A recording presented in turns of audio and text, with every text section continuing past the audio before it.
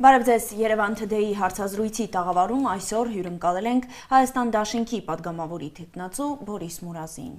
Բարև ձեզ, պարոն Մուրազին, շնորհակալություն մեր հրավերն ընդունելու համար։ Ձեզ շնորհակալ։ Հունիսի 14-ին երեկ ՀՀ ամփոփեց ընտրությունները, փաստացի ԲՀԿ-ին թողնելով խորհրդարանից դուրս։ Խորհրդարանը անցնում 3 ուժ՝ ՔՊ-ն, Ուժեղ Հայաստանը եւ Հայաստան Դաշինքը։ Ձեզ համար սպասելի էր նման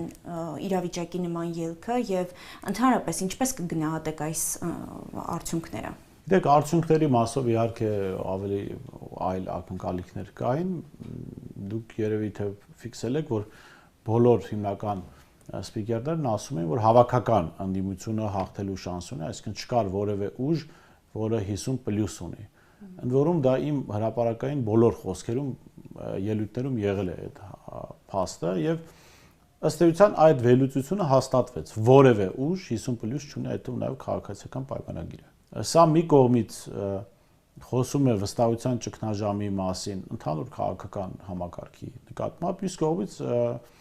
անկախ նրանից, որ հավաքական ընդդիմությունը արձանագրված արդյունքներով չի հաղթել, ես ասում արձանագրված, որովհետև այդ արդյունքների վերաբերյալ կա անվստահություն, հա,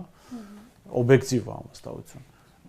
Արձանագրված արդյունքներով ընդդիմությունը չի հաղթել, բայց միևնույն ժամանակ արձանագրված արդյունքները ցույց են տալիս, որ Նիկոլ Փաշինյանը այլևս չունի հանրության մեծ մասի աջակցություն, անգամ իրենց ցույց տված թվերով, այդ թվերը իրականում այլ են, որովհետև սա բացառիկ ընտրություն էր, որտեղ իշխանությունը օրինականացված ճանապարհով գրեթե $1 միլիարդ գումար է ծախսել, օրինականացված ընտրակաշարք ասենք, հա դրան զուտ ընտրությունների արդյունքների վրա ազդելու համար։ Ընտրությունների արդյունքների վրա ազդելու համար այստեղ եկել են Միացյալ Նահանգներից պաշտոնյաներ, Տրամպն է խոսել, եվրոպացի տասնյակ բարձրաստիճան պաշտոնյաներ են եկել, ինչ որ հայտարարություններ են արվել, որոնք չէին կարող իրենց ազդեցությունը չունենալ հասարակության վրա։ Եվ այդ ազդեցությունով, այդ ամեն ինչով հանդերձ դուք պատկերացնում եք Հայաստանում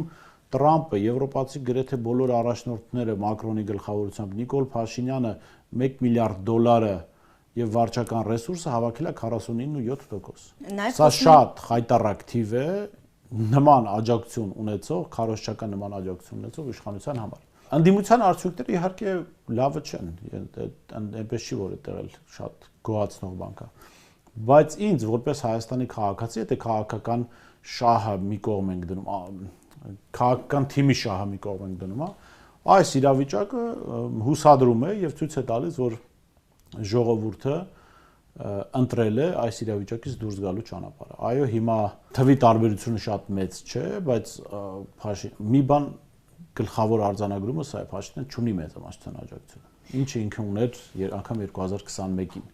Պարոն Մուրազի, այս ընտրությունները հաճախ համատում են 1996 թվականի ընտրությունների հետ։ Ձեր կարծիքով ինչու են ձեր նշած հանգամանքները իհարկե կարևոր են, բայց տեղի ունեցել նաև ընտրակեղծիքներ։ Ինչու են այդքան շատ ընտրակեղծիքները այս ընտրություններում։ Սովորաբար ես նախորդ եթերներից մեկում խոսելով Հայաստանում այս ընտրությունների մասին, հիշեցի սովետական առաջնորդներից մեկի խոսքը, որը հնչում է այսպես, որ երբեք այսպես չէր եղել եւ ահա կրկին։ Այսինքն երբեք այսպիսի խայտառակ ընտրություններ չէին եղել, բայց դրանք կրկնվեցին։ Գիտեք, մեծ հաշվով սա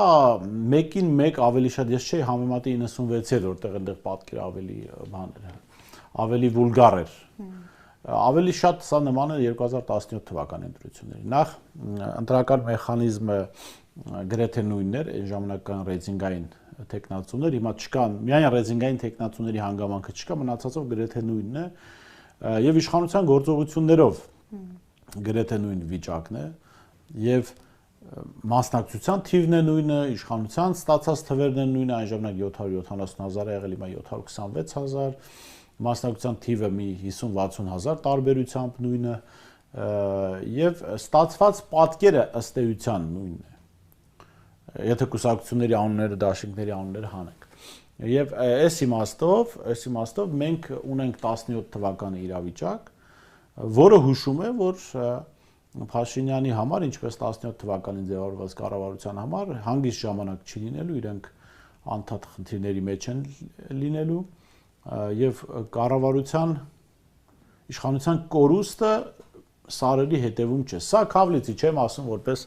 Հայաստան Դաշինքի ներկայացուցիչ, չեմ ասում որ հայ հենց մենք հեսա երրացնելու ենք մի տարի հետո, չգիտեմ, կես տարի հետո կամ 2 տարի հետո։ Հեռացնողները գուցե լրիվ ուրիշ ուժեր լինեն։ Եվ կարող է ասենք մի տարի հետո չլինի, 6 ամիս հետո լինի, կարող է 1.5 տարի հետո լինի, բայց Փաշինյանը արդեն չունի խաղաքարտեր։ Կարմիր գծերն անցել է։ Չէ, կարմիր գծերը վաղուց էր անցել, Փաշինյանը կարմիր գծեր ընդհանրապես չունի, չգիտի ինչ է կարմիր գիծը։ Չէ, Փաշինյանը արդեն մարված խաղաքարտ է, փաստաթղթավորված ընտրության արդյունքներով իր տերերը հասկանում են, որ ինքը այլևս հանրության մեծամասնության աջակցությունը չունի։ Իր տերերի մեջ մտնում է նաև Ալիևը, որը խաղաղության պայմանագրի ստորագրման մասին խոսելիս ասում էր ես ուզում եմ ոչ թե Փաշինյանը, այլ հայ ժողովրդի հետ կնքել այդ պայմանագիրը, իսկ հայ ժողովրդի հետ ո՞նց, ով Ալիևը չի գալու անհատապես կնքի։ Ինքը սպասում էր ընտրությունների արդյունքներին, որով ակնկալում էր, որ քաղաքացիական պայմանագիրը եւ Նիկոլ Փաշինյանը կստանան 50+ աջակցություն եւ արդեն 50+ աջակցություն ունեցող ուժի ստորագրած թուղթը լինելու էր հայ ժողովրդի ստորագրած թուղթ։ Հիմա Փաշինյանի օրակարգերը չունեն մեծամասնության աջակցություն։ Լավ, իշխանության ներկայացուցիչները ասում են 0.3%, ուզում են 0.05%-ով պակաս լիներ 50-ից։ Ցանկացած ընտրական process հուշում է, որ սա էլ պիտի խոսենք, վերջում կանրադառնամ, որ 50+-ը հնարավորություն ունի ասելու, որ ինքը ունի հանրային աջակցություն։ 50-ը չունի նման հնարավորություն։ Իսկ այն ինչ որ մենք այսօր ունենք, որ 50-ը առանց կոալիցիայի կառավարություն է ձևավորում, սա խոսում է նախորդ իշխանության թողած այլանդակ օրենսդրական ժառանգության մասին, որի մասին ընդդիմադիր ուժերը, եթե անկեղծ են իրենց նպատակներում, պիտի խոսեն, պիտի ասեն, որ այս այլանդակ ընտրական օրենսգիրքը եւ սահմանադրական այս բարեփոխումները, սահմանադրությունը 2015-ին ընդունված հաճախ նաև կեղծիքներով, հա, ըստ եղած փաստերի այն ժամանակվա պետք է հրաժարվել սրանից, որովհետև սա խլել է ժողովրդի ընտրելու իրավունքը եւ կառավարության ղեկին գտնվող ուժին տվել է հնարավորություն լինելով փոքրամասնություն պահել իշխանությունը, սա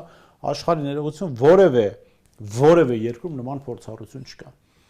Տեսեք, եվրոպական բոլոր երկրներում այո, որևէ ուժ 50+% գրեթե չի հավաքում, բայց բոլորը կոալիցիա են կազմում, այսինքն առանց կոալիցիայի նաև իշխանություն չեն ստանում, այսինքն որևէ ուժի հետ գնում են կոմպրոմիսի, զիջումների, չգիտեմ, պաշտոններ են զիջում, ծրագրերի կետեր են զիջում, եւ այդ զիջման արդյունքում գալիս են կոմպրոմիսի կառավարություն են ձևավորում։ Մենք ունենք ընտրական օրենսգիր, որը ասում է դուք կարող ես լինել փոքրամասնություն, անգամ 40%, անգամ 30%, օրինակ բերեմ, ասենք որևէ ուժ իշխանության է, ունի 30% ընտրություններում աջակցություն, եւ ասենք կան ընդդիմադիր մի շարք ուժեր, որոնք մի տոկոսը չեն հաղթարել, ասենք կան 2-3 ուժ, որոնք ամեն մեկը 7-8% են ստացել։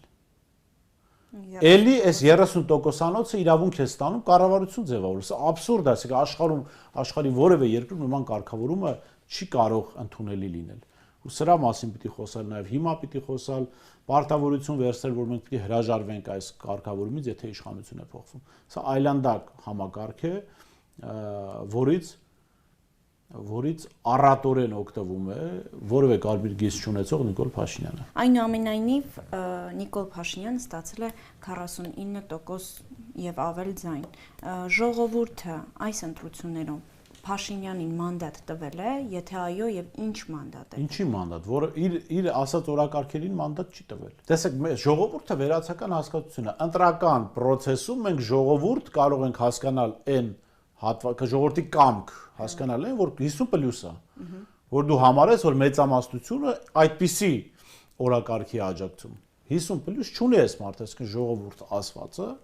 Նիկոլ Փաշինյանը նման մանդատ չի տվել։ Իր որևէ օրակարգին այդ մանդատը չի տվել, դա վերաբերում է խաղաղության անվան տակ Ադրբեջանի ենթակայության տակ հայտնվելուն, դա վերաբերում է եկեղեցու դեմ հակասահմանադրական ապօրինի իր պլաններին, դա վերաբերում է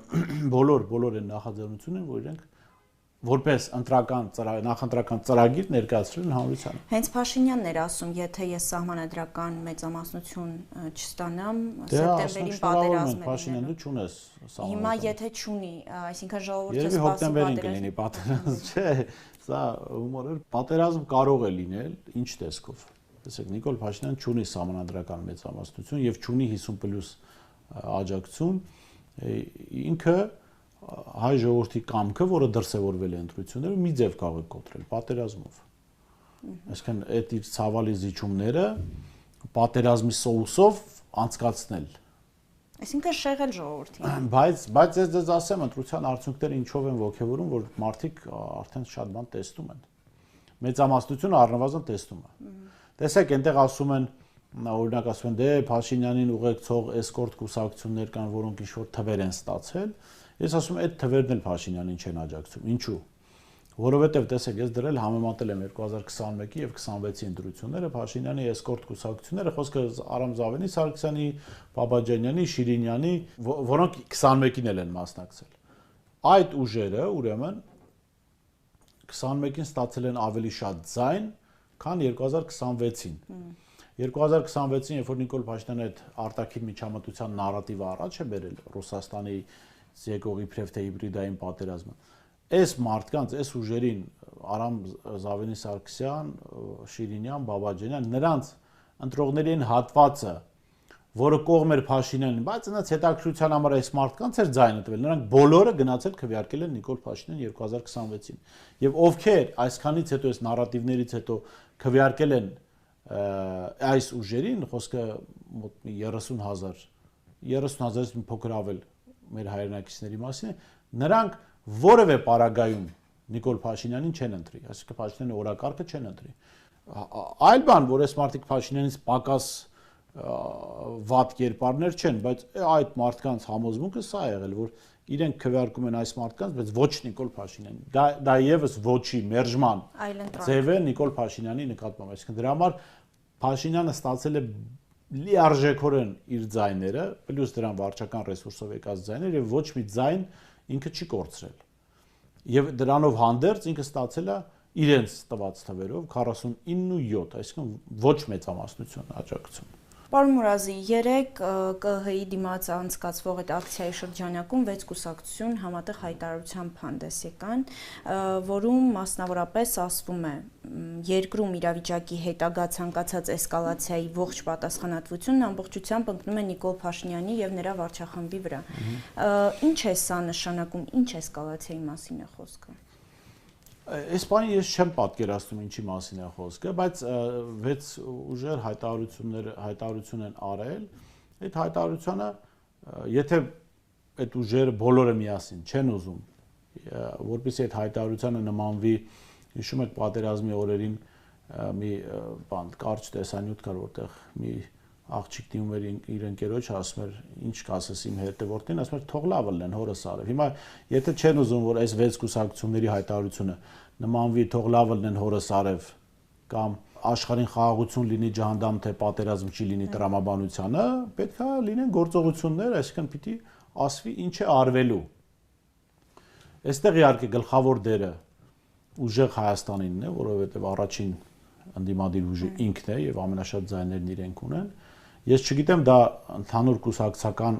դաշինքի հետ համաձայնեցված է թե ոչ, բայց երբ որ մենք լսում ենք իրենց ներկայացուցիչներին, ինձ մոտ տպավորություն է, որ իրենք չեն պլանավորում փողոցային պայքար։ 2 տարբեր ներկայացություն, ընդ որում առանցքային ներկայացություն, այնպես չէր ասել, ուղղակի աջակից։ Կուսակցության մեկ առնվազն կառավարման խորհրդի անդամ է կուսակցության, հայտարարել են, որ փողոցային պայքար իրենք չեն դիտարկում, ինչ ասեն, որ փողոցային պայքարն շատ զոհեր կլինեն։ Ես չգիտեմ որտեղից է այդ վստահությունը,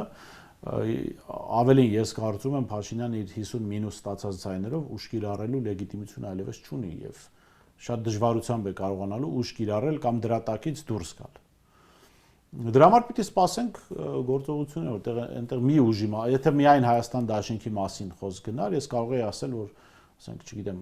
այսպես եմ տեսնում կամ այսպիսի քննարկում ա եղել կամ այնպիսի 6 ուժերի մասին է խոսքը, էլի եմ ասում, եթե չեն ուզում իրենց հայտարարությունները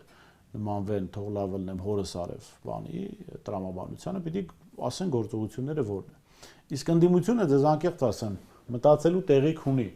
որովհետև եթե այս իրավիճակից հավաքական ընդդիմությունը չի կարողանում ելքեր առաջարկել կամ պայքարի ճանապարհ, ես չեմ ասում, ասենք ընդդիմության առաջարկը պետք է լինի այնպես, որ այ վաղը գնում ենք ու Նիկոլ Փաշինյան հեռանում է։ Ես միշտ այդ վաղերին դեմ եմ եղել, երբ որ վերջնաժամկետ է դրվում, որովհետև դու չգիտես զարգացումները։ Այո, դու կարող ես այո նպատակ ունեն, դու կարաս քո գործողությունները պլանավորես ինչ-որ ժամանակացույցով, բայց որ ասել Նիկոլը վաղի ինչ կանի, դա դժվար է ասել։ Դու քո անելիքների մասին խոսի։ Եթե ընդդիմությունը հավաքական չի կարողանում ժողովրդին բերել համոզմունքի, որ այս ընդդիմադիր ուժերը շարունակում են պայքարը, այդ պայքարը ռեալ է, անկախ նրանից Հեսպանին Փաշինյանը կարողանում է կառավարություն ձևավորել թե ոչ, ապա գալու է փուլ շատ կարճ ժամանակում, որտեղ մենք տեսնելու ենք ընդդիմադիր դաշտի, նաև ընդդիմադիր դաշտի վերաձևավորման փուլ, որտեղ ընդ որում նախանշանները կարող են լինել, դա կարող է լինել քարոզչական հնարք, բայց ես չեմ մեղադրի այդ մարդկանց, եթե իրենք օգտագործեն, որ ընտրություններին չմասնակցած ուժերը կգան ասպարեզ, կասեն, այ մենք չենք մասնակցել ընտրություններին, օրինակ Հայրենիք կուսակցությունը հայտարարությամբ չի մասնակցել ընտրություններին։ Իրենք կարող են գալ ասպարեզ, ասել մենք չենք մասնակցել ընտրություններին, մենք ձեր պատկերացրած լուծումները չենք կիսել, չենք խանգարել ձեզ, բայց հիմա առաջ են գնում։ Առաջ են գնում, ընդ որում մի իրավիճակ պետք է հասկանալ։ Սա ընդդիմադիր ուժերը պիտի հասկանան։ Առանց ընդդիմության ոչնչացման հնարավոր չի նոր ընդդիմություն ձևավորվի։ Դրա համար ընդդիմությունը շատ լուրջ պիտի մտածի եւ անի այնպիսի առաջարկ, որին հասարակությունը հավատա, որ այդ առաջարկը պայքարի առաջարկ է։ Այդ ընդդիմություն մնալու հետ կապված էլ դժգոհություններ կան, ավելի կոնկրետ մանդատ վերցնելու, չվերցնելու հետ կապված։ Ասում են ժողովուրդը, ասում է գնալու եք 5 տարի էլի ելույթներ ունենաք, վարքեվավճարներ ստանաք ու արդյունքում ոչ մի բան չի փոխվելու։ Սրա մասին ինչ կասեք։ Ձեր կարծիքով ընդդիմությանը կուժեղացնի այդ մանդատ վերցնելը, թե հակառակը։ Գիտեք, ժողովուրդը երբեք չի սխալվում։ Ես քարոզիչների մասին չեմ խոսում։ Դու պետք է որպես ընդդիմադիր ուժ ժողովրդին կարողանաս հասցնել կոնկրետ քո քայլի տրամաբանությունը։ Դա կարող է լինել եւ մանդատ վերցնել եւ չվերցնելը։ Ասենք կարող է այսօր մարդիկ ովքեր ասում են, ասենք մանդատ մի վերցրեք, չվերցնեն մանդատները, հետո ասեն, բա այս հնարավորությունը կար, ինչու վերցրեցիք։ Կամ այսօր մարդիկ ովքեր ասում են մանդատ վերցրեք, կարող է հետո տեսնեն ընդդիմության հավաքական ընդդիմության գործունեությունը խորհրդանում, ասեն, ախպեր, լավ, այդ մանդատը չվերցնեիք, խորհրդանը գոնե դատարկ լիներ ընդդիմության մասով։ Դրա համար ընդդիմությունը պետք է ասի ինքը ինչ անելու։ Ժողովուրդը շատ լավ է անում, որ քննադատում է, որովհետև գիտեք, միայն քննադատությունը, միայն անընդհատ հարցեր տալը որևէ ուժի, կլինի ընդդիմություն թե իշխանություն, հնարավորություն կտա լուծումներ գտնել։ Այս իշխանությունը բացի նրանից, որ իրենք դավադիր էին, ինչու նաև դեգրադացվեց, որովհետև մի իշխանություն, որին ժողովուրդը սիրում, այդ իշխանությունը դառնում է կներեք արտահայտության համար դեգեներատների իշխանություն, ինչու, որովհետև այդ մարդկանց ցանկացած սխալ մարսվում է ժողովրդի կողմից։ Գիտեք, ես այս իշխանությանը ում եմ նմանեցնում, իշխանության եւ ժողովրդի հարաբերությունները։ Նմանեցնում եմ ծնողների եւ երեխայի հարաբերության, ասենք պատկերացեք ծնողներ, որոնք 20-30 տարի իրենց երեխան չեն ունեցել։ Եվ հետո մեկ էլ հրաշքով երեխա են ունենում։ Ու ամենայն հավանականությամբ իմ հանդիպած հիմնական դեպքերում այդ երեխան պատուհաս է դառնում այդ ծնողների գլխին, ինչու, որովհետև շատ սպասված երեխա է։ Ամեն ինչ թույլատրում են եւ բոլոր սխալները ծածկում են։ Բոլոր սխալները։ Մեր ընտանիքներում սովորաբար նաեւ չասեմ շատ դեպքերում, բայց նաև այդպիսի մոտեցում կա առաջնեկ երեխային, չէ՞, որ շատ ավելի շատ է թույլատրվում իրեն, քան մյուս երեխաներին։ Հիմա Փաշինյանը նման էր դրան, որ ժողովրդին թվաց, թե իր սպասված երեխան է, ինչը այդպես չի, ես դրա հետ համաձայն չեմ, եւ ժողովրդի մի մասին միջևում այլ թվում է, եւ իրեն 18 թվականից թույլ տվեցին բաներ, որ որևէ իշխանության թույլ չէին տա, որովհետեւ այն իշխանությունները հարևանի երեխեքն էին։ Սա իրանց երեխան էր, որին իրենց համոզել էին, որ փողոցով իրենք են բերել իշխանության, այ իրանց սպասված 25-30 տարվա սպասված երեխան էր, որին իրենք պետք է պաշտպանեին այդ հարևանի երեխաներից։ Ու այդ երեխան դարձավ պատուհաս, այս իշխանությունը դարձավ պատուհաս սեփական ծնողների, սեփական ժողովրդի գլխին։ Հիմա այս իմաստով շատ կարևոր է, որ ընդդիմությունը բան չլինի, ասես մի տեսակ չլինի, որ ժողովուրդը քննադատում է, լավ անում ժողովուրդը քննադատում։ Ես ընդդիմադիր էսպայն ուժի ներկայացուցիչ եմ, ասում լավ է անում ժողովուրդը քննադատում է։ Ընդդիմությունը պիտի պատասխանի, հաճախ անարդար քննադատությանը պիտի պատասխանի, որովհետև այո, մարդիկ իրենց կյանքը ապագան ինչ որ իմաստով վստահել են քաղաքական ուժերին։ Միացյալ Նահանգներում այսպեսի մոտեցում կար, պաշտոնյային կամ քաղաքական գործչին որևէ կարգավիճակ ունեցող մարդու ասում էին դու պիտի նորմալ վերաբերվես, որ մարդիկ քեզ հայում են։ Եթե չես ուզում քեզ հայեն, դու այդ կարգավիճակը թողնում ես, գնում միանում ես ժողովրդին, դու ես սկսում հայել այդ կարգավիճակը ունեցողին։ Որովհետև մարդիկ գիտեք դժվարությամբ են ապրում, մարդիկ լիքը խնդիրներ ունեն ու այո, կարող են հաճախ անարդարացի հայել։ Կամ հաճախ արդարացի հայել, ասենք իշխանության ներկայացուցիչներին կամ ընդդիմության ներկայացուցիչներին, այսինքն մարդկանց քննադատությունից պետք չէ նեղվել, այսպես օտարվել, որովհետև մենք պետք է ակտիվ աշխատենք մեր հայրենակիցների հետ, որովհետև մենք մի երկրում ենք ապրում, մենք հայրենակիցներ ենք։ Ինձ համար խիստ այս եթերը օգտվելով էլ ասեմ, խիստ անընդունելի է թիրախավորումը Նիկոլ Փաշինյանի ընտրողներին։ Խիստ անընդունելի է, որովհետև այդ մարդիկ մենք հայրենակիցներ, ոչ թե իրանք մեր հայրենակիցներն են, մենք իրար հայրենակիցներ ենք։ Ոնց ենք մենք մեզ թույլ տալի 100,000-ավոր մարդկանց պիտակավորել։ Ես համարում եմ, որ այդ մեր հայրենակիցները Փաշինյանի քաղաքական աղանդի զոհերն են։ Դուք արդյոք որևէ պարագայում ճիշտ կհամարեք, որևէ վատ բանի զոհի վիրավորելը, չգիտեմ, մեղադրել այդ մարդը, հիմա գիտեք թող նախորդ իշխանությունները լավը լինեին, հասարակությանը քաղաքականապես այնպես կրթեին, քաղաքական դաշտը այնպես ձևավորեին, որ Նիկոլ Փաշինյանի նման պատուհասը տեղ չունենար, այսինքն Նիկոլ Փաշինյանը մաքսիմում կարողանար կլաուզիաներ գրեր իր թերթում, մաքսիմում լավագույնը որ կարող էր անել։ Հիմա քաղաքական էլիտան չէ մեղավոր, որ ձևավորել է այնպիսի միջավայր, որ Նիկոլ Փաշինյան վարչապետ է ծնվել։ Անկախ նրանից ով բերեց, ոնց բերեց, բայց այդ միջավայրը թույլ տվեց, որ նա ծնվի։ Հիմա սա անթույլատրելի է քաղաքացիներին մեղադրել։ Որևէ քաղաքացու, այդ թվում նաև Նիկոլ Փաշինյանի ընտրողներին, որովհետև այդ մարդիկ իրենց տեսածը այդպեսին է, այդպես են հասկացել, այդպես են ընկալել, այդպես են ընտրել, դա իրենց իրավունքն է, Աստծուց տված, չի կարելի այդ մարդկանց թիրախավորել։ Այլ բան, որ խստագույնս պետք է խոսել ՔՊ-ի վերնախավի մասին, այդ կարծիք ձևավորող Սրիկայի խմբի մասին, մոտ 150-200 հոգանոց, որ անընդհատ այդ ժողովրդին մոլորության մեջ են պահում։ Պարոն Մուրազի, կցանկանայի մի քիչ էլ արտաքին ազդեցությունների գործոնի մասին խոսենք։ Ընտրությունների շուրջ առանձին միջազգային արձագանքներ եղել են, սակայն մինչ օրս Մոսկվայից շնորհավորանք չի ստացել Փաշինյանը։ ՌԴ ԱԳՆ խոսնակն էլ խոսել է ընդդիմության նկատմամբ ճնշումների մասին, հա։ Ինչպես է գնահատում նման արձագանքների ազդեցությունը Հայաստանի ներքաղաքական իրավիճակի վրա։ Որովհետև սա ներքաղաքական չի, ընտրություններից առաջ էլի ես գոնե խոսել եմ, օրինակ հաճախ իր երիտերում քաղաքագետ Ազատ Ադամյանն է խոսում, այլ մարդիկ են խոսում։ Հայաստանի ընտրությունները արտաքին քաղաքական գործընթաց էին եւ շատ ավելի պակաս էին ներքաղաքական։ Դրա համար է Ռուսաստան, Ամերիկա, ասենք Տրամպը կամ Միացյալ Նահանգների նախագահ Հայաստանի որևէ ընտրության այսպիսի մասնակցություն ունեցել է, քարոզչական ոչ։ Այնպես որ իրենք ի սկզբանե արտաքին քաղաքական գործընթաց են եւ ինչ էր այդ շնորհավորանքներին հետեւելով էլ նայում ենք, որ անկախ նրանից, գիտեք, Ռուսաստանը կապ ունի ընդդիմադիր ուժերի հետ թե ոչ կամ իշխանության հետ Տրամպը կապ ունի թե ոչ, սա աշխարհակաղակական պայքար էր դարձել, որտեղ արևմուտքը կարողացավ փաստաթղթավորել կամ սղացնել իր հաղթանակը, բայց դա լիարժեք հաղթանակ չէ թվով պայմանավորված եւ դա իրենք հասկացել են եւ ինչ որ ժամանակ հետո իրենք էլ են փորձելու ազատվել արդեն բալաստ դարձած Նիկոլ Փաշինյանից։ Դա չի նշանակում որ նորմալ մարդ են փորձելու իշխանության բերել, կարող ավելի վատին բերեն, այդտեղ հանկարծ չմոլորվեն մեր հայրենակիցները։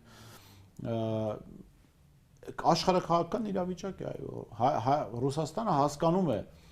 որ Հայաստանը հիմա շատ ավելի վտանգավոր է այս տարածաշրջանային իր շահերի համար, քան օրինակ 2021-ին վերընտրվող Փաշինյանի վերընտրությունը տեսած Հայաստանին կամ 2018-ի Հայաստանը։ Բայց Ռուսաստանի գործողությունները ինչ որ իմաստով ուշացած են։ Եվ սա, այո, սա մտահոգություն առաջացնում, որովհետև ուշացած գործողությունները կարող են ավելի խիստ լինել, բայց ասինքն հետևանքը իրենց համար էլի վատ լինի։ Որովհետև այն ինչ որ իրանք կարող էին անել 1 տարի առաջ, ասենք դիցուկ եթե սանկցիաներ են կիրառում, ես մտահոգություններ ունեի, երբ ընտրություններից շատ կարճ ժամանակ առաջ եղավ։ Ինչու՞։ Որովհետև մարդիկ դրա հետևանքները չէին տեսնելու, բայց միևնույն ժամանակ միայն այդ որոշումները հնարավորություն էին տալու իշխանության իրենց շուրջ կոնսոլիդացիան մեծացնել, ինչը մենք տեսանք։ Կոնսոլիդացիան մեծացնել, բայց միևնույն ժամանակ իշխանությանը մի խոսքով վերընտրվելուց հետո, եթե դա տեղի է ունենում, թույլ էին տալու անընդհատ մանիպուլացնել։ Հետո ընտրություններն արդեն անցել են եւ հասարակության դժգոհությունը դժվար է ասել, որ շատ արագ կբերի իշխանության փոփոխության։ Եվ հիմա Ռուսաստանը մի իրավիճակում է, որ սանկցիաները հանելը կլինի պարտություն, որովհետեւ այն մարդիկ, որոնք ընտրել են Նիկոլ Փաշինյանին համարելու են ինքնիշխան, ասել են, այ իրական ինքնիշխանը Ռուսաստանին ստիպողը, ճնշողը, հա, եւ աշխարհում են նաեւ այդպես համարելու։ Ռուսաստանը այնպես որ չի կարող շատ արագ սանկցիաները հանել, ինչքան էլ որ ուզենա։ Մյուս կողմից Ռուսաստանը չի կարող նաեւ երկար սանկցիաները պահել։ Ինչու՞։ Որովհետեւ եթե սանկցիաները երկար է պահում, Հայաստանին ինքը մղում է անկյուն, իսկ այդ անկյունում Թուրքիան է եւ Հայաստանը հայտնվելու է Թուրքիայի գրկում։ Ու իշխանությունը իր պրոթուրքական քաղաքականությունը վարելիս արդեն ժողովրդական դիմադրության չի հանդիպելու, որովհետև ասել է ժողովուրդ ջան, Ռուսաստանը ճանապարհները բոլորը փակել է, ասենք ենթադրենք մի տարի փակ է։ Մենք հոսոված չենք մեռնի, ձեզ հոսոված չենք բայելու, պետք է լուծում գտնենք, լուծումը Թուրքիան է։ Դրա համար ռուսների համար մի փոքր ոսկերչական մոտեցում է այստեղ պետք։ Երբ հանել սանկցիաները, որպեսզի չստացվի, թե Փաշինյանը սուվերեններ ու ճնշեց Ռուսաստանին ու Ռուսաստանը ծնկի եկավ եւ չստացվի այնպես, որ հայ ժողովուրդը, որը ընտրություններում մերժել է 50+-ով Նիկոլ Փաշինյանի օրակարգը, դեմ չլինի, որ Փաշինյանը այդ օրակարգը սպասարկի եւ Հայաստան դնի Թուրքիայի տակ։ Պարոն Մուրազի, ամփոփելով այս ամենը, ինչ կասեք այն ընտրողներին, ովքեր հիասթափված են ընտրությունների արդյունքներից եւ կորցրել են հավատը քաղաքական փոփոխությունների նկատմամբ։ Գիտեք, եթե ընտրողը նայում է այսպես շատ ուղիղ ու նեղ, ասենք նայում Հայաստան դաշինքի ընտրողի տեսակետից այսպես։ Եթե նայում է ուժեղ Հայաստանի դաշինքի ընտրողի տեսանկյունից, ինքը հիասթափվելու է։ Բայց հələ սենց նայեք, որպես հայաստանցի, որպես Հայաստանի քաղաքացի նայեք, Հայաստանի քաղաքացիների 50+%-ը մերժել է Նիկոլ Փաշինյանին, որ այսպես նայում ես, իրավիճակը վատ չի։ Գիտեք, էլի հարցը նրանում չի, որ Նիկոլը կմնա կառավարություն, իրենք պարգևավճար, լավ, ասենք 6 ամիս էլ ստանան, դրա մասին ինչ ասում, նայեք այդ լայն, որպես հայաստանցի, ոչ կուսակցական պատկանելությամբ, ոչ որևէ դաշինքի կամ քաղաքական ուժի աջակցի տեսանկյունից նայեք ու կտեսնեք, որ դուք 50+ եք։ Մենք 50+ ենք։ Եվ մեր այդ 50- քաղաքացիները, հայրենակիցները, ովքեր դեռ շարունակում են մնալ այդ աղանդի զոհի կարգավիճակում, քաղաքական աղանդի, իրենք գալու են մեր կողմ։ Վաղ թե ուշ իրենց 5-10%-ն էլ անցնի այս կողմ, այդ իրավիճակը պայթելու է։ Չնայած հիմա էլ իրավիճակը պայթյունավտանգ է։ Որևէ իշխանություն, ելի եմ ասում, ինչքան էլ դու ընտրական օրենսգիր գրես, բան անես, որևէ իշխանություն չի կարող 50- ունենալ, կոալիցիա չունենալ, կառավարություն ձևավորել ու այդ իրավիճակը նորմալ ընթացք ունենա։ Անկամ 2017-ին էլի այս նույն մեխանիզմերով բանը հանրապետական կուսակցությունը 58% կարծեմ ստացավ, բայց միշտ իրենք կոալիցիա են կազմել այլ ուժերի հետ կամ համագործակցության հուշագրեր են ստորագրել եւ կառավարությունը միայնակ չեն ձևավորել։ Ինչու՞, որովհետեւ իրենք հասկանում էին, որ չի կարելի բոլոր քաղաքական ուժերին դուրս թողնել process-ից, հələ իրենք ասում էին, որ 58+ ունեն, 58+ ունեն։ Այս 50- կառավարությունը բոլորին խաղից դուրս է թողնում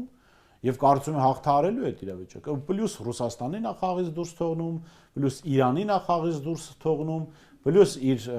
տերերից Ալիևը փոքր օղակի տերերից Ալիևը դժգոհ է, որովհետեւ իր հետ ստորագրած փաստաթուղթը այլևս հայ ժողովրդի հետ ստորագրված փաստաթուղթ չի։